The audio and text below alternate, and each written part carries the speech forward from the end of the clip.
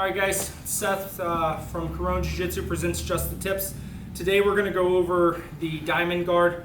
So I really like this guard. This is a variation of a closed guard in which instead of having around the waist, you're going to have one leg over the shoulder. People always ask what's the difference between a diamond guard and a triangle. A triangle is the submission. Diamond guard is a position that allows for multiple submissions. So Tommy gets in my guard here. So a lot of times what happens is we're here and sometimes you'll notice guys start resting this hand a little bit inside. So I take my hand, I press against, I'm going to grab same side collar. Don't go cross side, it's going to be a lot tougher. So I go same side collar, I'm going to shove this arm in, throw my legs up and catch diamond guard. Now once I catch and cross my my guard and close my guard, I actually like to switch so this leg that's on top that's supported by his shoulder will become the bottom leg. So I go here so that way this leg that's not supported by his shoulder is actually supported by the top leg.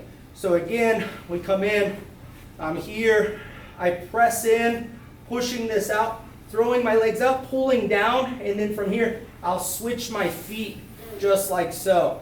From here I like to open the hand or open the collar, put my other hand in the collar so that way I have a good posture break here from this hand. So we'll switch to the side so you guys can see the feet. So we're here.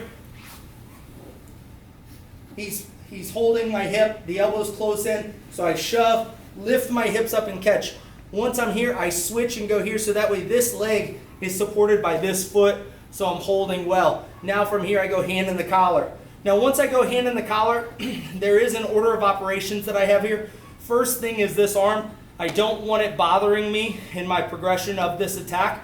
So this hand will actually dig underneath. I reach up. I always think of like Night of the Living Dead, the zombie coming out of the ground. From here I pull down and I catch. First thing Tommy's going to start to do is start to posture. So as soon as he does, I turn. I'm going to take my fist in the collar and I want to go just to the side. So on the side of the throat and then on the carotid artery, I'm going to extend my legs away, locking out my arm, and then now I curl him back in to get the punch choke.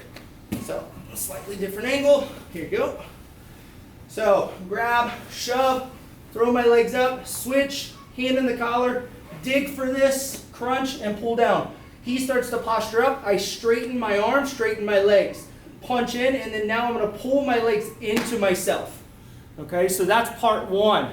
The second thing that I like to do is if I'm having trouble catching this, I'm going to reach across, I'm going to grab the elbow, pull, back it up here, two hands here just like so. I like to push this up a little bit so that it's at 90 degrees, and now I'm going to turn his head this way with this leg as I pull across my body. So I pinch and I get the tap, okay? So I call this a bastard Kimura because it's not the full Kimura that we normally do. So again, I have the punch choke here. I can't get it. I reach over, I catch, push up, and then now this knee pulls this way into the side of his face as this hand pulls across. And I'm keeping my core tight, pinching. So I get the tap, okay?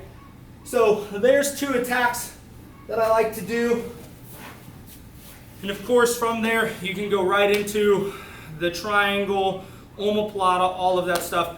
But if you have shorter legs like I do, I recommend to use the diamond guard to help establish that guard position so you don't exhaust your legs so much as a full guard. It still is a closed guard so you have a greater control, but you're not exhausting your legs because I am cutting off a third of his body to wrap around. Give it a try, let me know how it goes.